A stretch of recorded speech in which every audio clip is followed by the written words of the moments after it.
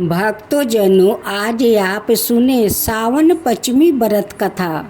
श्रावण मास में पंचमी के दिन नाग पंचमी का त्योहार आता है।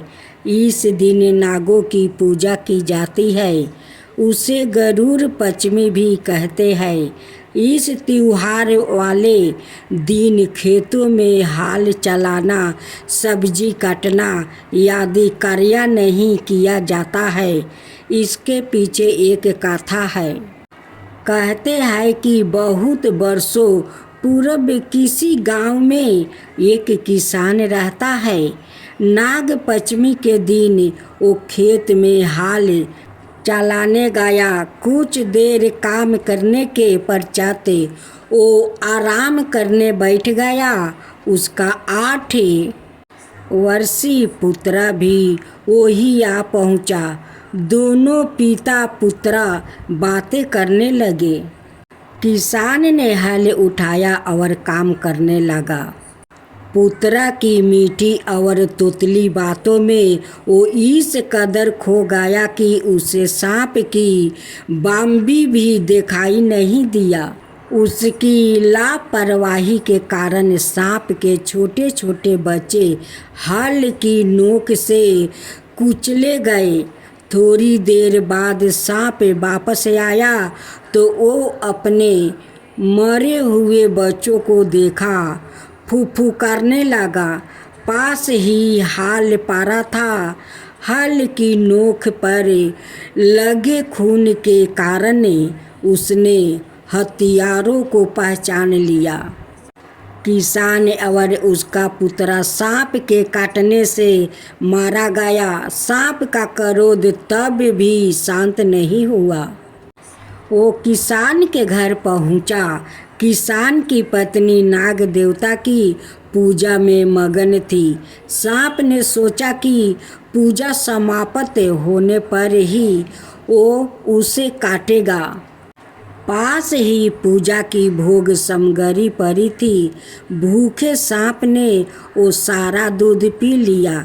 किसान की पत्नी ने पूजा के बाद आंखें खोली तो साक्षात सांप को सामने देखकर प्रणाम किया।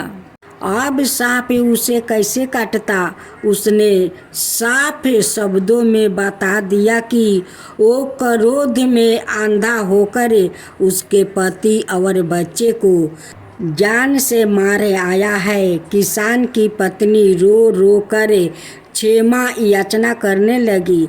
सांप ने मन ही मन सोचा, मेरे बच्चे तो किसान द्वारा गलती से मारा गया है, किंतु मैं तो जानबूझकर उन दोनों को मारने का पाप कर आया हूँ। उसने किसान की पत्नी से कहा, शीघ्र चलो, मैं तुम्हारे पति और पुत्र का सारा विष चूसकर उसे जीवित कर देता हूँ। किसान की पत्नी उसके साथ खेत की और भागी। सांप ने दोनों मृतक शरीर से सारा विष चूस लिया। कुछ ही देर में किसान और उसका पुत्र आंखें मलते हुए उठ बैठा। सबने मिलकर सांप को नमस्कार किया और सांप ओझल हो गया। बस तभी से वो प्रथा चली आ रही है। बच्चों, यह लोक कथा हमें संदेश देती है कि जो भी काम करो पूरा ध्यान लगाकर करो। जरा सी लापरवाही भी बड़ी दुर्घटना का कारण बन सकती है।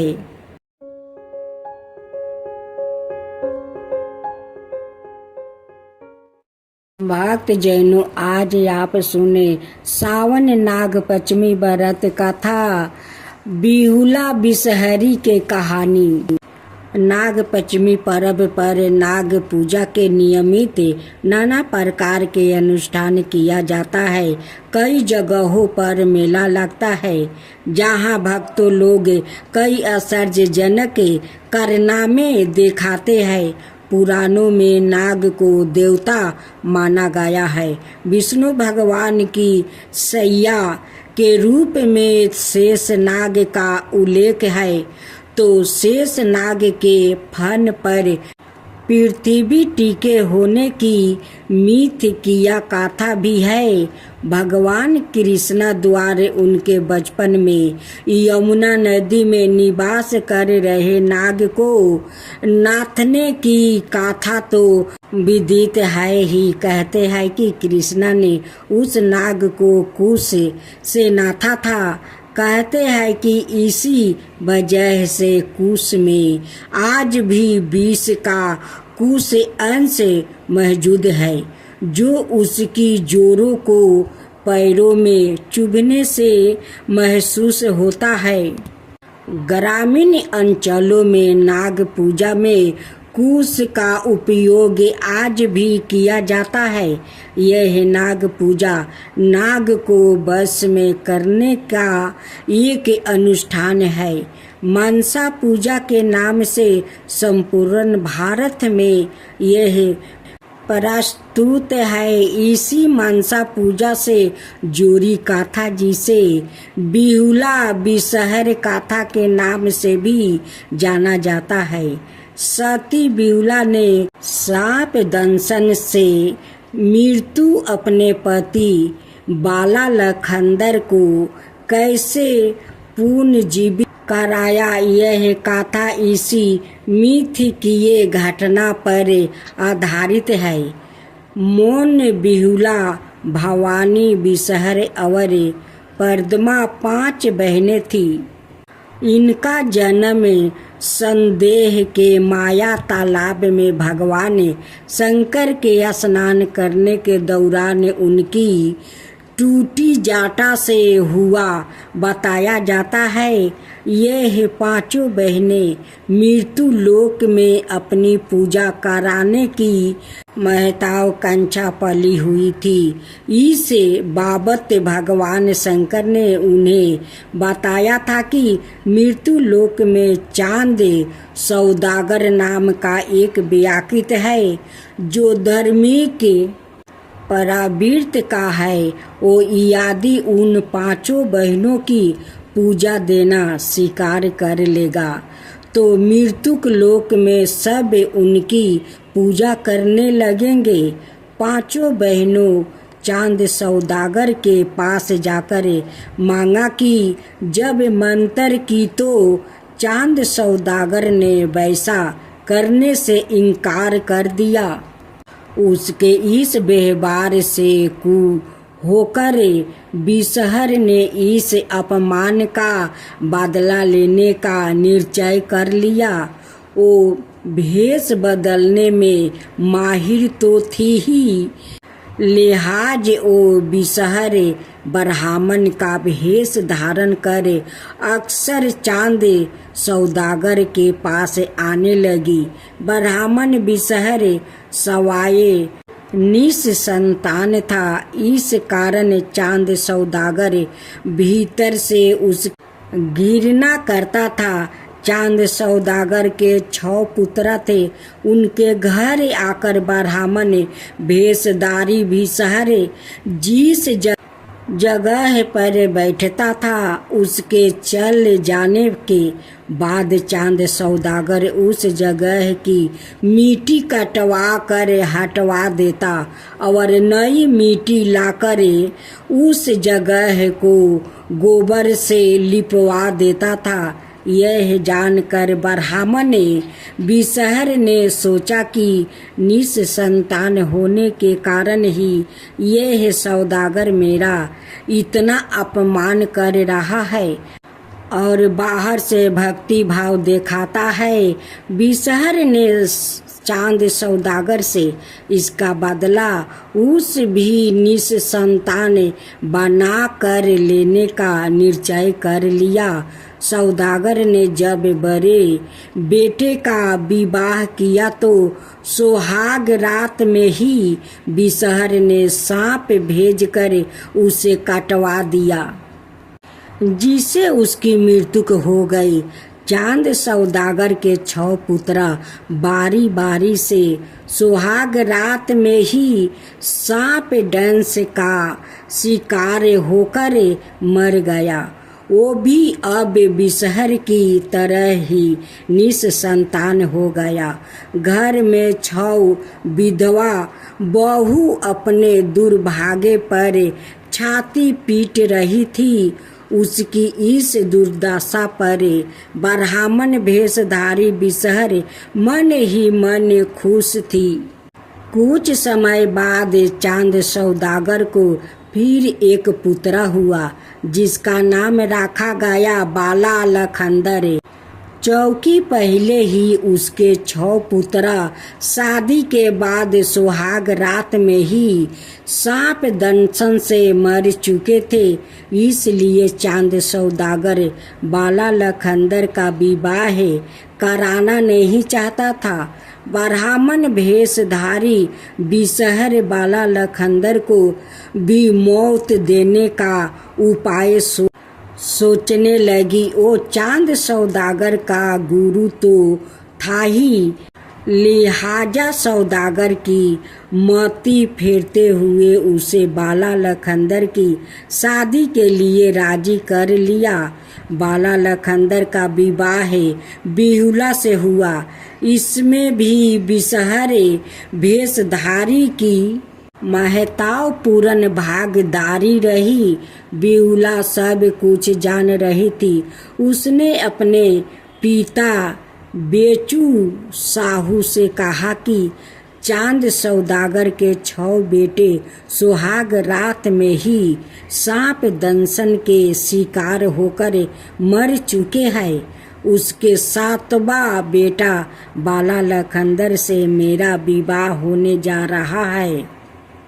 इनका भी वही हाल होगा, इसलिए इसका पहले ही कोई उपाय किया जाए।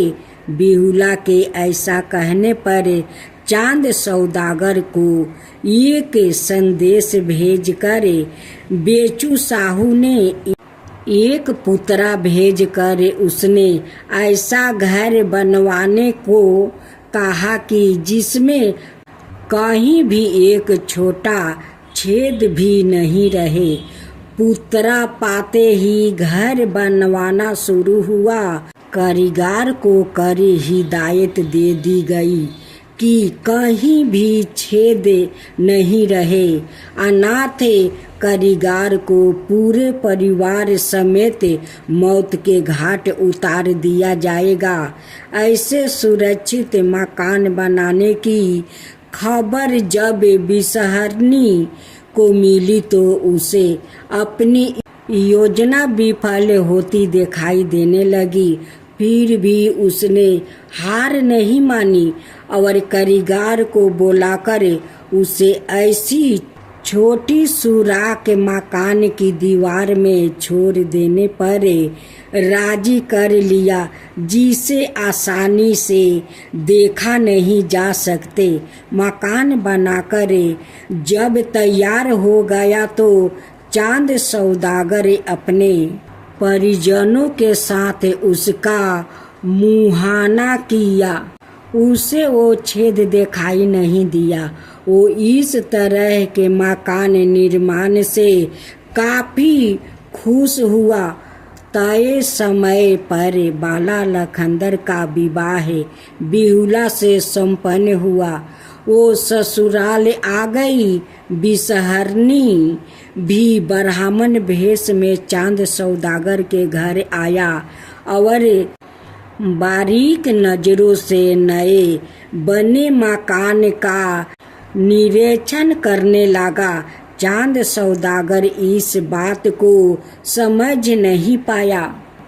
बिहुला जब ससुराल के लिए चली तो अपने पिता से एक कुत्ता, एक बिलार, एक लेउरा, एक गरुड़, एक घोड़ा और अगर चंदन की लकड़ी मांग कर साथ में लेती आई। अगर चंदन में ऐसा गुण था कि यदि सांप के काटने से कोई मर जाता तो उसे पीस कर पिला देने से वो जीवित हो जाता है। सुहाग रात में बाला लखंदर और सती बिहुला गहरी नींद में थे। बिसहरनी अपने संड यात्रा के तहत उस मकान में जो छोटा छेद करवा दिया था वो उसकी योजना में 12 कारगर सिद्ध हुआ। इसी छेद से बिसहरी की प्रेरणा पाकर एक पाताल सांप कमरे से घुसा और बाला लखंदर को डांस लिया। उसने बिहुला को जागने की कोशिश की मगर गहरी नींद में होने के कारण नहीं जाग पाई। कहते हैं कि उसकी यह नींद भी बिसहरी की यह करतूत थी। जिस नागिन ने बाला लखंदर को डांसा वो बिहुला की ही बहन थी। गुरु बिसहरनी ने उसे काफी दबाव देकर और डरवा धमका कर भेजा था।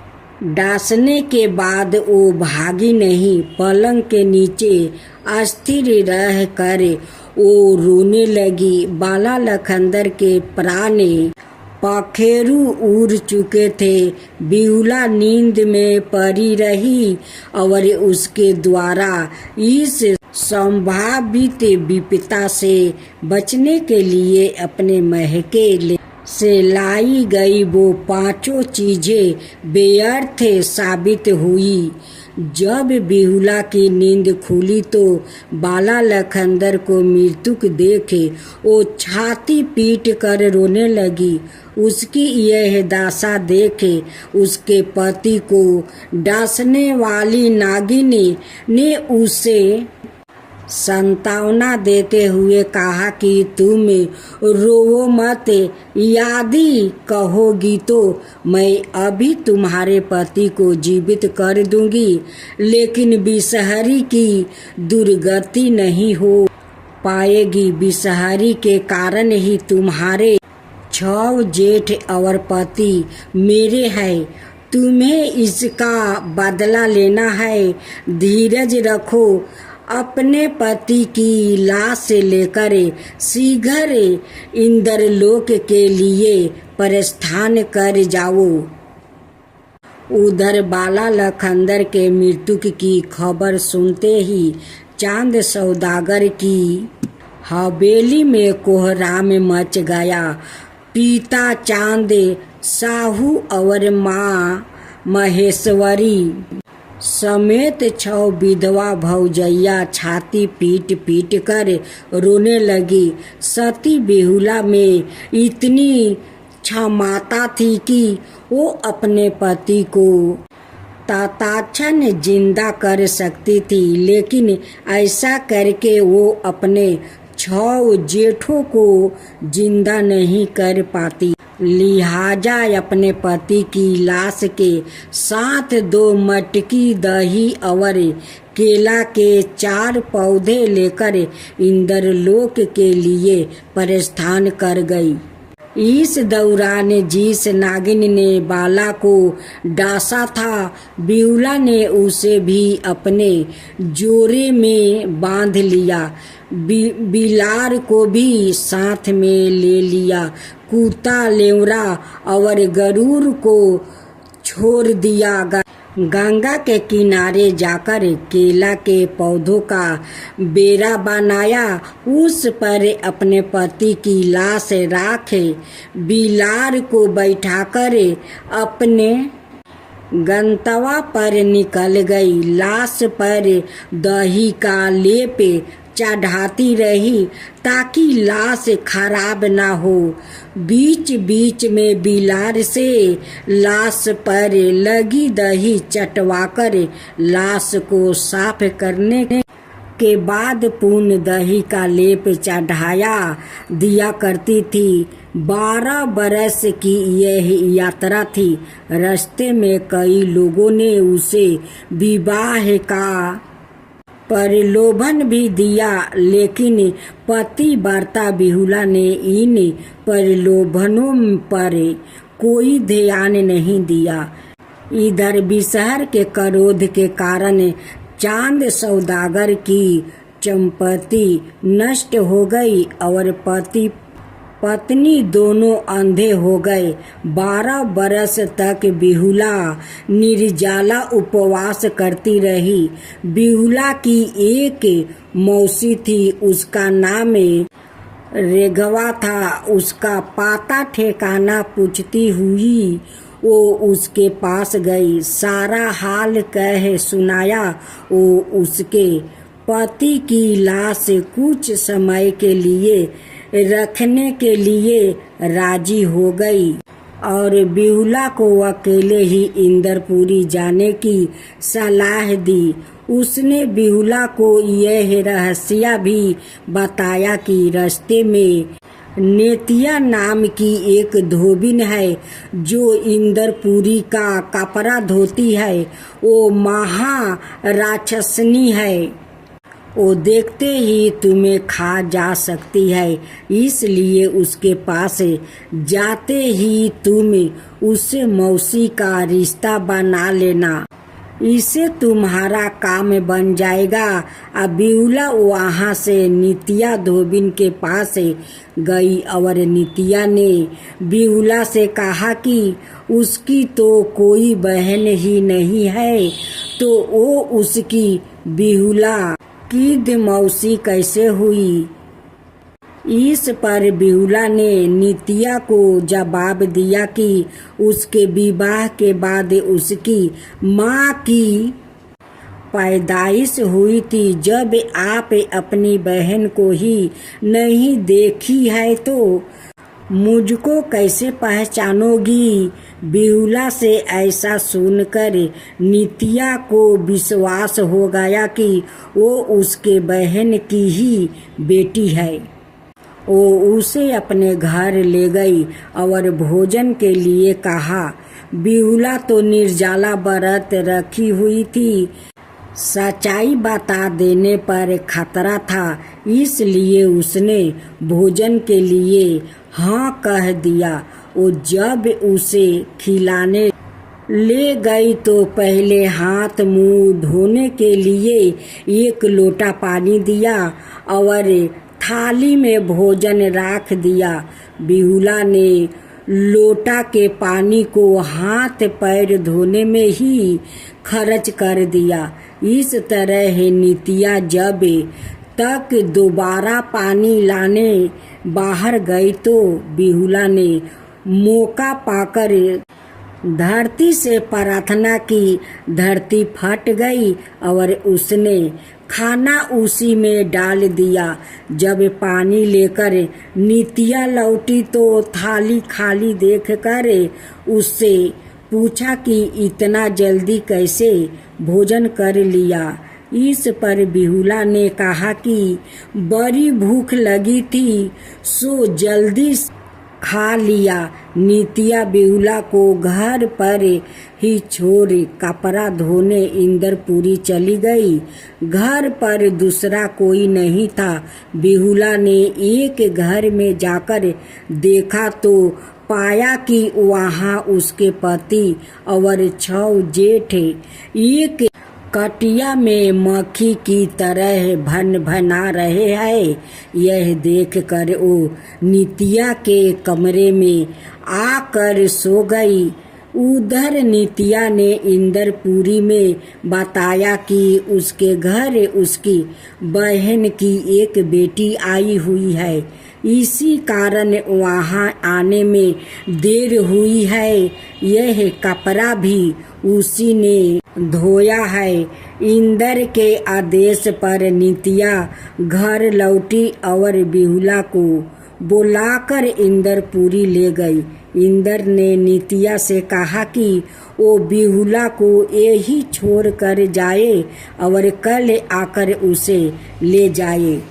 नितिया वापस घर लौट गई। बिहुला ने सारी आप बीती देवराज इंद्र को सुना दिया। उन्होंने बिहुला से कहा कि जो इच्छा हो मांग लो। इस पर बिहुला ने कहा कि उसका सिंदूर लौटा दिया जाए, 6 जेठों को जिंदा किया जाए और बिसहर को उसके हाथों सौंप दिया जाए। तब इंद्र ने पूछा कि बिसहर को लेकर वो क्यों रहेगी। इस पर उसने कहा कि बिसहर को उसको जो करना होगा वो करेगी। अगर बिसहर उसे नहीं दिया जाए तो वो कुछ नहीं लेगी। इंद्र ने मृत्यु लोक से बिसहर को तुरंत इंद्र लोक लाने का आदेश दिया। बिसहर इंद्र लोक लाया गया। वहां आने पर जब उसने बिहुला को देखा तो उसके होश उड़ गया। बिहुला ने बिसहर के सामने ही इंद्र को उसके तमाम कारनामों से अवगत करवा दिया। बिसहर ने बिहुला द्वारे अपने उन पर लगाए गए आरोप का प्रमाण देने को कहा। बिहुला ने इसके लिए कुछ समय की मांग की। वो रेवा के घर जाकर अपने पति की लाश ले आई और साक्षी के रूप में अपने जोड़े में बंधे नागिन को खोल दिया। उस नागिन ने कहा कि वो 12 बरस से निर्जला है, बोलने की शक्ति उसमें नहीं है, कुछ खाने के बाद ही सारा हाल बता सकेगी। इसके बाद बाला लखनदर की लाश के साथ बिहुला को बुलाया गया। जैसे जैसे नागिन ने उसे डांसा था सब प्रत्यक्ष उसने दिखा दिया। बिहुला ने इंद्र से कहा कि बिसहर उसके 6 जेठ को मार कर नेतिया के यहाँ रखी हुई है, वहाँ से उन्हें मंगवाया जाए। कुछ लोगों के साथ बिसहर को नेतिया के घर भेजकर बिहुला के सभी जेठ और पति को लाया गया। इंद्र महाराज ने उन्हें पीफर से जीवित कर दिया। बिहुला इंद्र की आज्ञा लेकर पति और 6 जेठ के साथ अपने घर की और वापस सारा सामान बिसहर के सिर पर लादकर उसके गले में डोरी बांध ले चली। रास्ते में बिसहर की काफी दुर्गति हुई। पति की लाश के साथ इंद्र लोक आने के क्रम में जिन लोग ने उसे प्रलोभन दिया था सबको बारी बारी से मुंह से फूंक कर जला दिया।